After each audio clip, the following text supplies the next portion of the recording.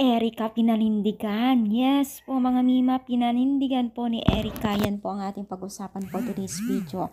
At syempre guys, bago natin pagpatuloy ng ating pag-support today's video, kung bago ka pa lang sa aking channel, please subscribe po, like and pakihit na rin po natin guys ang notification bell upang ma-update po tayo tuwing ako pinag-upload patungkol sa Team Kalingap.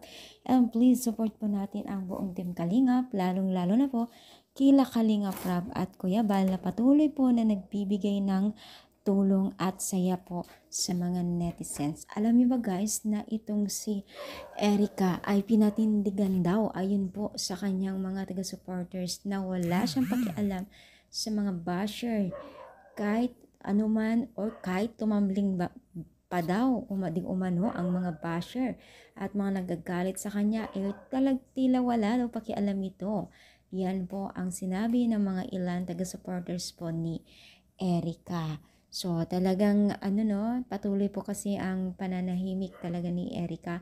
Never po siyang nagsalita, never po siyang sumagot sa mga question ng mga netizens. So it means talagang ganun talaga itong si Erika, no? Ayaw niya sigurong magsalita, ayaw niya sigurong ipaliwanag kung ano man yung side niya, no? So which is wala na tayo doon, pero syempre nakikita po ng lahat yung mga pinaggagawa niya.